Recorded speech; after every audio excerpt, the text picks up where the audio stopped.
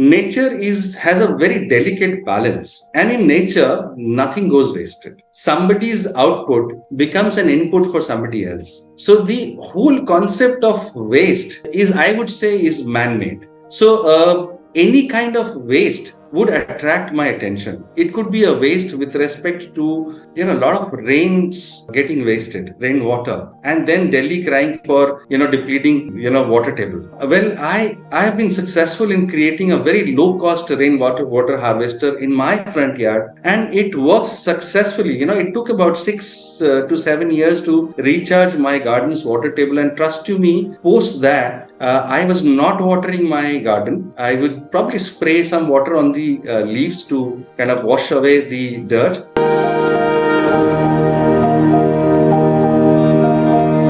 Hello everyone, I'm Jitendra Singh, banker turned entrepreneur and author of the book Perfect Mastering the Art of Selling. I welcome you to read my story where I interview authors, speakers, coaches, celebrities, entrepreneurs and more. Today I have with me Mr. Joydeep Chakraborty. He is a seasoned business leader and solution specialist with a remarkable 36 years career spanning 13 countries, 12 roles, 12 business domains with expertise in IT, including infrastructure, outsourcing, application development and product development and management. He excels in creating operationally excellent team that drives marketing disruption through innovation and cost consciousness. He is renowned for building cross-cultural team across geographies, leveraging his extensive travel experiences in the US, UK, Japan, China, and other countries. After a successful corporate tenure, he embarked on his multi-preneurial journey and currently thriving as a prominent player in the climate change domain through his venture Gomeya, the organic soldier. Guided by the values of simplicity, honesty, integrity, and endurance, Joydeep drives inspiration from nature and strives to promote sustainability. He is a global business leader driving innovation and sustainability. Today, he will be discussing with us about his life journey. So let us hear from him. Welcome, Joydeep, sir. The platform is open, and now over to you.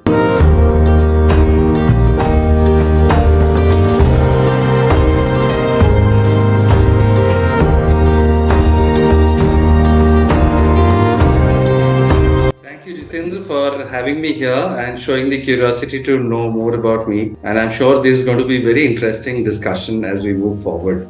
So thanks again for having me here in this session. It would be pleasure, sir. And the work you are doing, you are also representing as a wallpaper of yours. This is really amazing work you are doing. First of all, I would like to congratulate you for the same. And now moving on to the first question. So how did your past life has affected the person you actually wanted to be in your life and what you are? So moreover, it's related to your young age journey when you would be having certain thoughts about career options you would like to pick up. Then you got into corporate journey. Now you are an entrepreneur. Not only an entrepreneur, but a socialpreneur. I can say that. Yeah, and that's a very interesting question. And as you kind of, said, it's a long journey of almost more than 3 decades. So I think, before I hit onto this question, I would draw a parlance with the OTT platform. And I would say that Gomeya is my season 2, and my season 1 was, kind of globe-trotting, managing large-scale software businesses, being responsible for the top line and the bottom line of global companies, handling, cross-cultural teams, as you also mentioned, and so on. But, as I was in that journey, I realized that I was doing what my mind was, wanting me to do. I mean, I had to this was my profession. So, and I was probably in certain cases doing much better than a couple of other people in the same areas. But, if that was the mind, I also had a parallel journey during this time. Which is the season 1 I spoke about, where I pursued along with that my heart. Okay. And my heart's journey was slightly parallel to what my mind's journey was. I would kind of like to put it that way, where, my heart was around the nature. Yeah. So just to give you some examples, I created a fish pond in my office. Yeah. Where the employees can in their leisure hours relax there were times when, I would take up the children of my colleagues and go for plantation drives. During this time, just before Commonwealth, I was very deeply involved in the Clean Yamuna program. In my house in Delhi, I created 6 to 8 inches of soil right from the scratch, created an organic garden. And there was a point in time when at least one dish was actually coming from from my organic garden in the backyard. Amazing. So I also created a very low cost rainwater harvester right in my front yard, to manage the water table problem of Delhi and in my area. So I had birds in my house. I would connect with them, talk to them. So, season 1, yes, it was a mind journey, as I would put it. But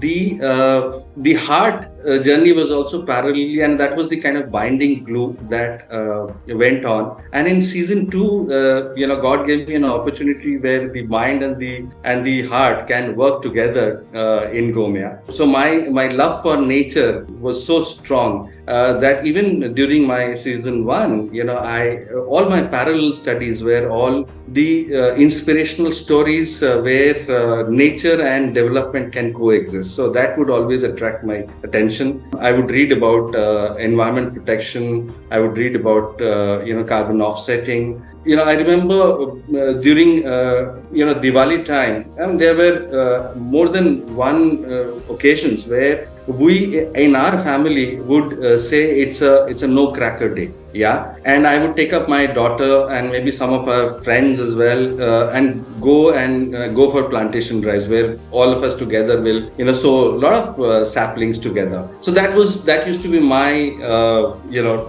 days there till the time. So so I would say that the technologies, the hardcore technologies, which was into coding, designing, architecting, also love to play with the mud, talk to the plants, connect with the birds, the animals. And I realized that staying connected with nature also helped me observe the nature. And with the first available opportunity in season 2, as I would say, I embarked on creating a sustainable organization called Gomeya. So that's how I would like to put it.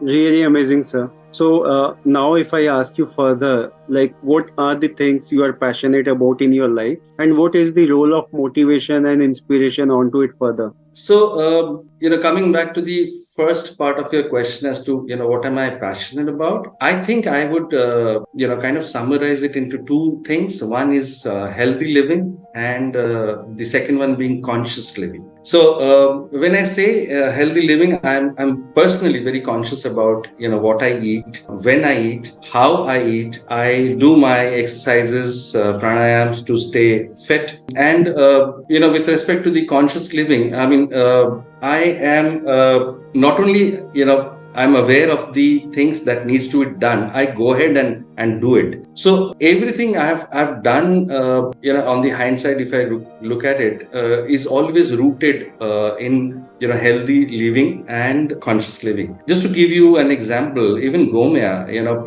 we are not just focused about how to kind of manage this huge bio waste that I would say.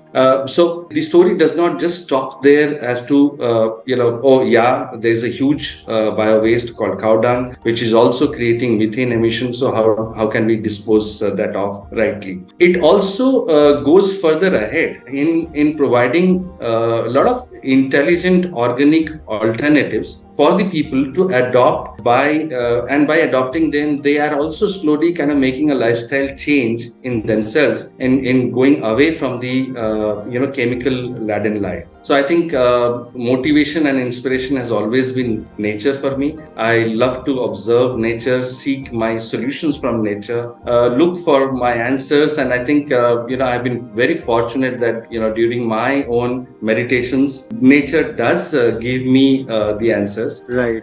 Just a second to extend this question. I mean, I've had situations where, when you were working at the global level, you were a lonely soul. As they say, that you're lonely at the top. Now, you were handling a lot of confidential information. Now, who do you seek your solutions for the problems that? And I've always found that, nature does give you the solutions in their unique way, provided you seek at the right time. Yeah, so that's been my motivation and inspiration. Right. So, if I ask you about your work and experiences, so how your journey began and how you got into a different journey now? So, I did talk about.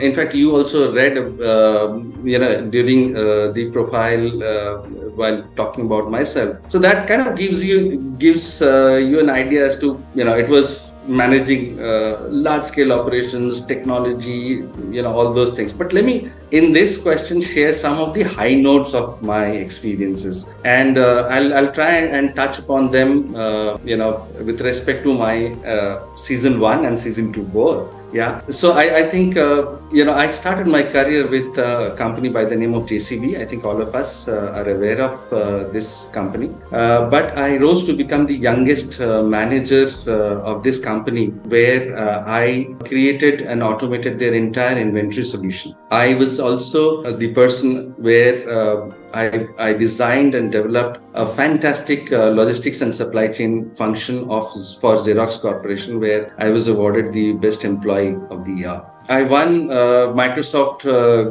global contest, where it was all across the globe. Microsoft had announced, and I won that contest, and I think I'm very proud to say that I was awarded this award by Bill Gates and Steve Ballmer themselves in Atlanta. It was part of the decision-making team for the first search engine that Yahoo created. Yeah, I was part of the design team, and in fact, yes, we do use Google search engine a lot these days, but Yahoo was the first to kind of think about a search engine, and I was part of that design team. I remember even back home, JK Cement, it's a huge cement organization. I created a fleet management solution for them, which helped them save more than 10 crores every year. So that was a huge saving. In India also, I've created, Global Excellence Center, or COE as they call it, for more than one global product development companies. And I've also architected an AI-based, virtual HR product, which is now used in more than one organizations. So I think, season 1, you had your own, signatures in everything that you wanted to do, and it was high passion and which kind of drove you. In season 2, I think as I briefly touched upon Gomeya, but it's a sustainable green organization right from the scratch, and I think first 2.5 years was extensive research on what creatively and innovatively can be done with this huge bio waste, and I'm very happy to say that in the 8-9 months of our existence, we already have 900 plus customers who've adopted these products, out of which almost 23% are repeat businesses, and it's going well. So I think these are probably some of the high notes, and I'm sure as we move on, we will kind of touch upon more. But I think these are some of the things that come to my mind, like a flash. Right, amazing. So now if I ask you about your vision, mission and goal in life in brief, so what would that be? So I think, I would like to kind of bisect this question into 2 questions. One is, what is my vision, mission or goal as a professional, as a founder of Gomeya, and what are my personal goals? So I think, as a professional, as an entrepreneur, my goal is to repurpose more than 100 tons of cow dung to empower 100 plus village women towards financial independence, and to grow equivalent of more than 120-year-old trees by 2025. And I think in Gomeya we are moving in that direction, and where we constantly kind of keep reminding ourselves that this is our goal. On the personal side, I would say that I would probably want to be responsible for all my touch points who are kind of my family or my extended family,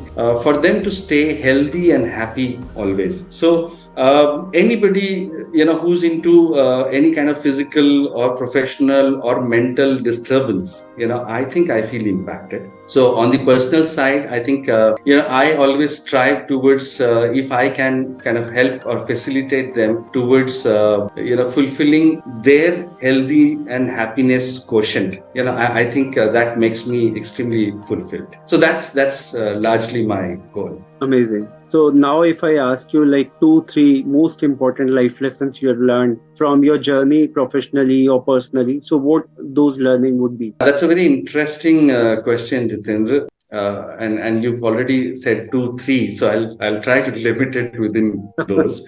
Right. Yes, it is a vast experience, and I think that the first thing that comes as a flash in my mind is that when you have such a diverse set of experience, you are always prompted to provide advice because you think that you probably have more to share and help this person. But my first lesson is that I don't advise unless requested, because then I feel that your advice is also your wisdom, and the wisdom needs to be given at the right place at the right time. Right. My next learning from life has always been that I think being structured, being process oriented, being data oriented always helps. Irrespective of the of what you are doing. So I'm highly data driven, and I try to remain structured. Third, I would say that I've seen that staying close to the family, the sheer energy of staying together helps you navigate the life in a much better way. So I've had situations where maybe one would get tempted towards probably relocating, settling outside. But I've always tried to stay away from that. I've always operated from India, even at the global level, where I was traveling a lot. But maybe that would have made me, if I had kind of relocated or settled outside, probably a few dollars more. But I think I always enjoyed staying close to the family, and I think COVID is a great example. We saw a lot of people wanting to come back to their family. So I think that is something that I would say is my learning. Last, if I can just add one more, is that comes to my mind is I feel that there are different ways of doing charity. Some people would do money and charity, do charity through giving money. But for me, charity, or the biggest charity, is knowledge sharing. If you can probably help a person by sharing your knowledge and help him stand straight in life, I think, in my opinion, that is the biggest charity, as I would like to put it. So these are some of the quick lessons learned, I would say, from life. So since you've been working on Gomeya as a sustainability initiative, so onto this, if I ask you, can you share some of the inspirations and insights from nature that led you to embark on this journey, promoting sustainability in business with your brand Gomeya? Okay, so I think if I kind of do a two-step back, staying close to the nature was always my one common binding glue of my life, I would say. So I loved observing nature. I loved connecting with the birds. Even when I'm doing my vermicompost in the organic garden, I would introduce different kinds of worms, would know how they would react.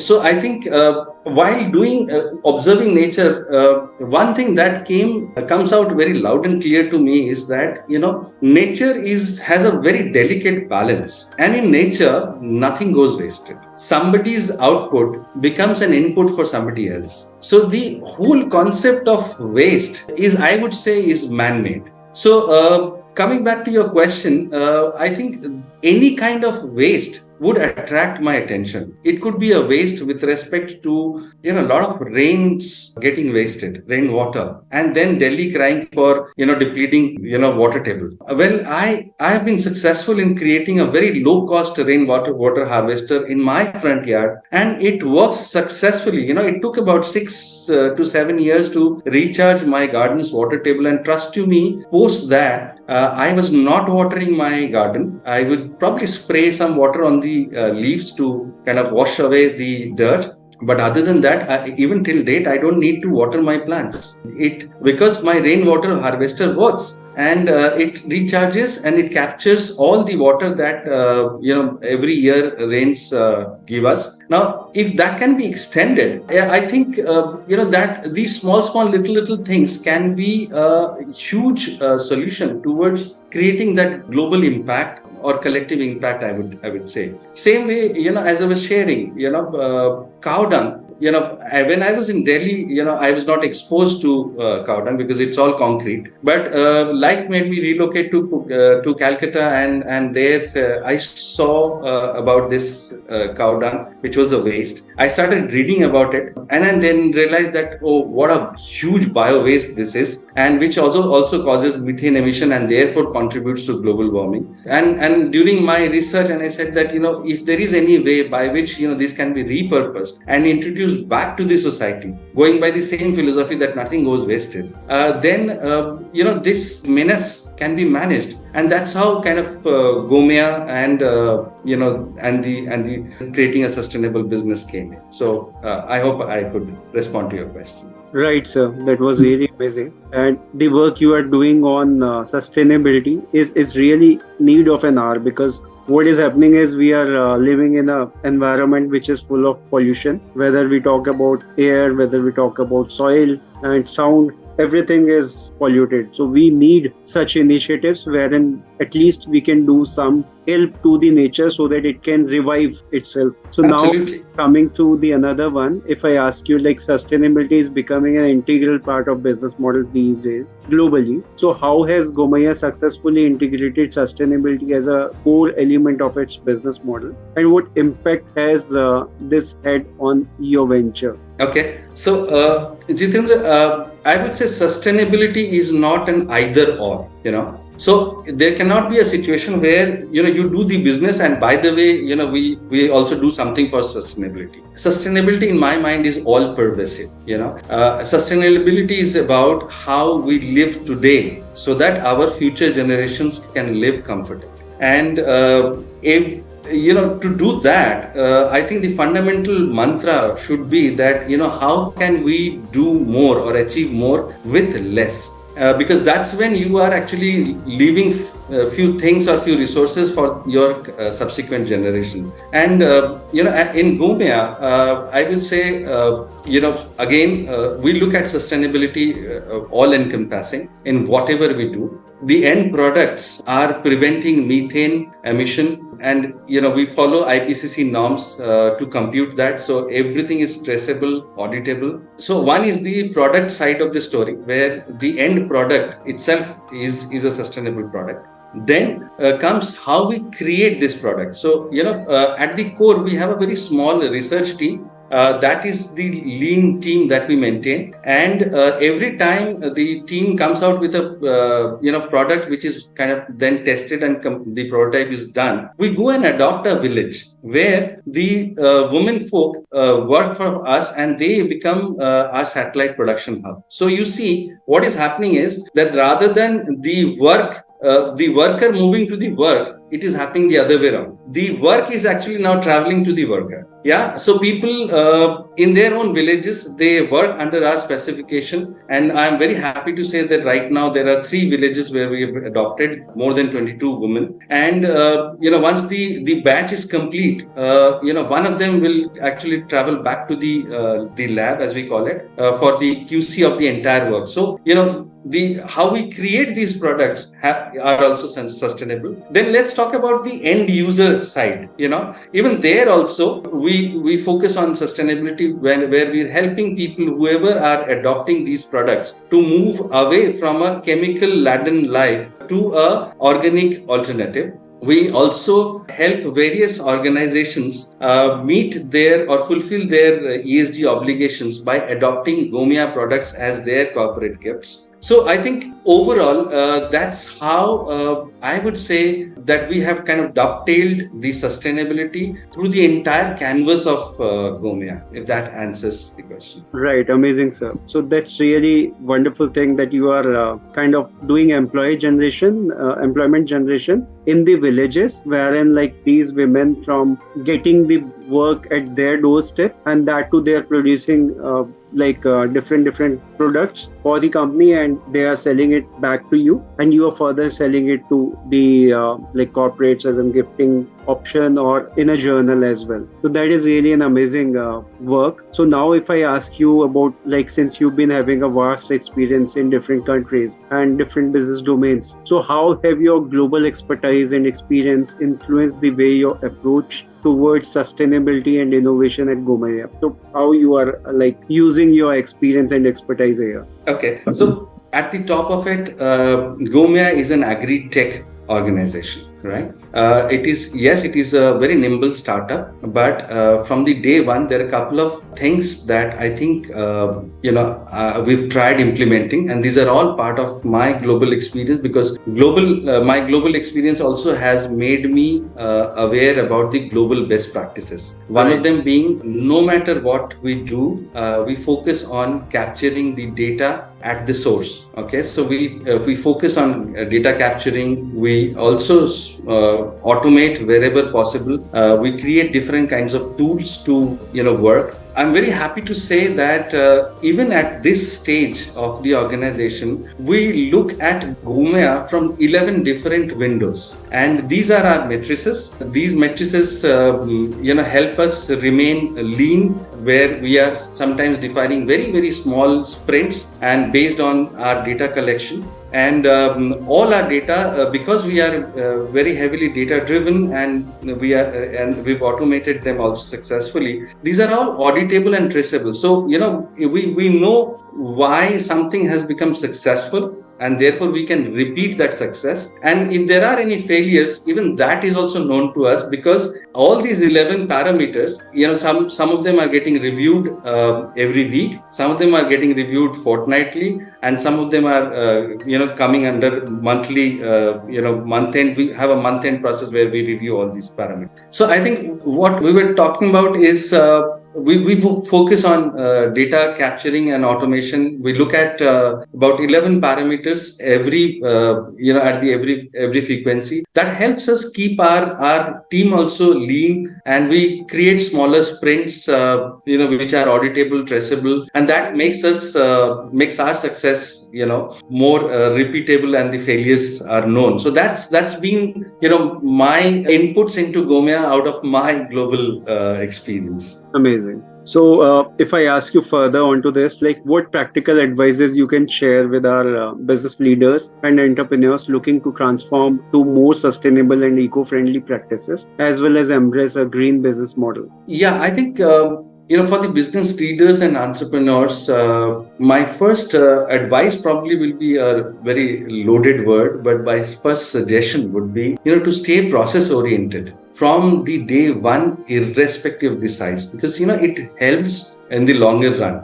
There is always a method to the madness, and what are the things happening. Okay, automation alongside wherever possible helps you stay lean and makes you more predictable. I would also say that these days a lot of startups, they go for a lot of upfront investment in the beginning. My suggestion instead would be to remain lean and organic in the beginning, rather than going for huge infrastructure investments, manpower investments. And it is possible to work like that. When that happens at the right time, maybe you can for your growth and scaling up, you can seek investment. But initially, I think stay lean is something that I would probably suggest. I would also say that stay financially viable from the beginning. Don't go for the CCPs and the various other things where let's have the numbers first. No, I think I look into the bottom line every once in a while,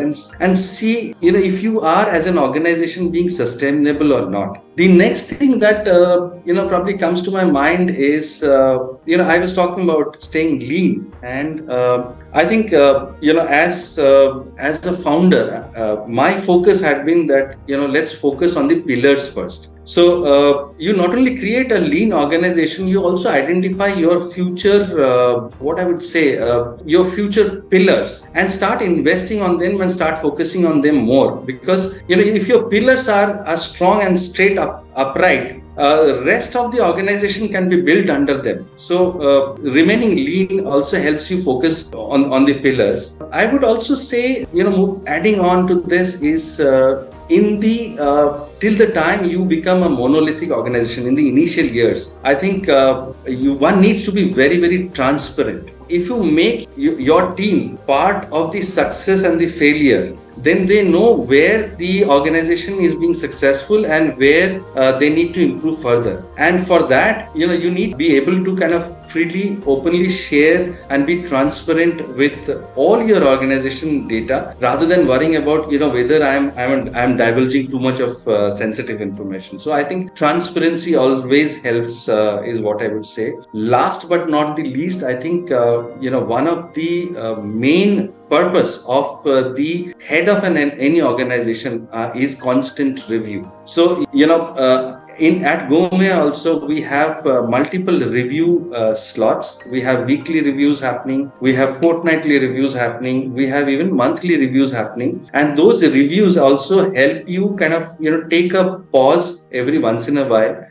reflect on your data, reflect on where things are moving well and where things are not going so well, identify the problems. And sometimes I've seen that these reviews also help you from the identification of a problem to implementing the solutions and finding out whether it is truly the solution or not. It is sometimes as small as 3 to 4 days. So it makes you an agile organization, a flexible organization. So these are some of the probably practical suggestions that I would have for the business leaders and the entrepreneurs of today. Right, sir. Very important. And if we follow this, definitely we can contribute towards sustainable thing. So now coming back to you again, if I ask you your take on success and what do you think about it? Oh, okay. That's very interesting. So as I said that, success to me is, if I can be an enabler, for all my touch points or the near and dear ones, to help them meet their life goal, I think I would say that I have been successful. Just to give you an example, one thing that comes as a flash in my mind is, in one of the organizations that I was working, I had a peon who, because of various financial constraints, could not actually pursue his study. Now, post office hours, I made him complete his 12th.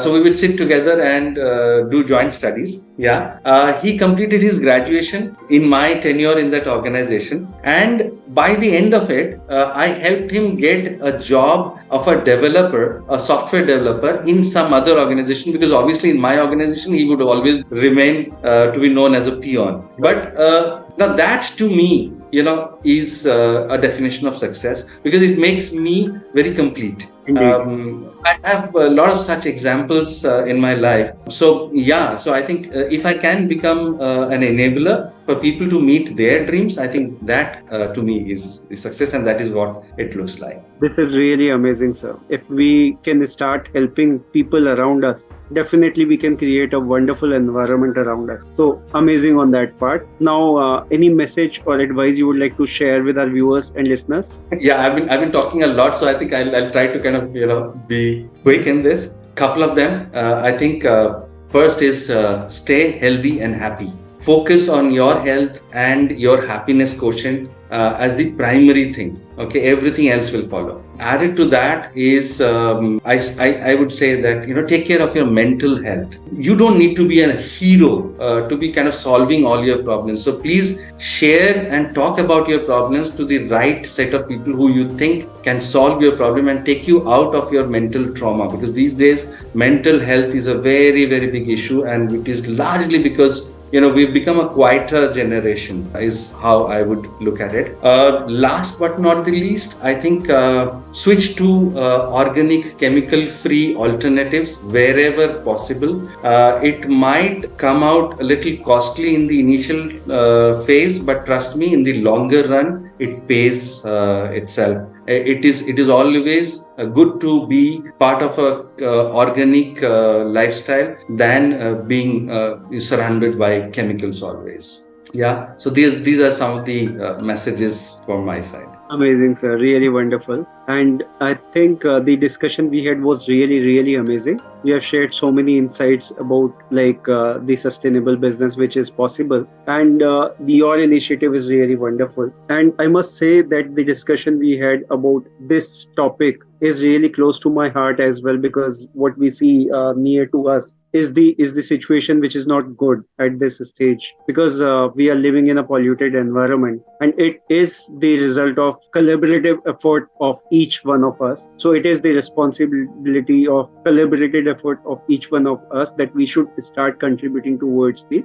healthy environment. So whatever which way is possible, we should plant trees. We should try to do rainwater harvesting wherever possible, and use products which are naturally available, or maybe which are sustainable and which are eco-friendly. So that definitely will help really a big impact in having a right environment around us, which is pollution free. And lots of tree will definitely help us. Fresh water, fresh air, that is really needed. So thank you so very much, Joydeep sir. It was amazing to have you here on our platform, and looking forward to hear more from you soon again. Thank you so very much once again. Thank you, Jitendra, for once again having me here. And I think would love to kind of share and bounce off my thoughts every once in a while. So I would be more than happy to participate whenever you want. Yeah. Sure. I will also share your social media link along with the interview, so that people can be in touch with you, take your help and guidance wherever they feel like. So guys, don't forget to check that out too. Thank you so very much everyone for watching and listening.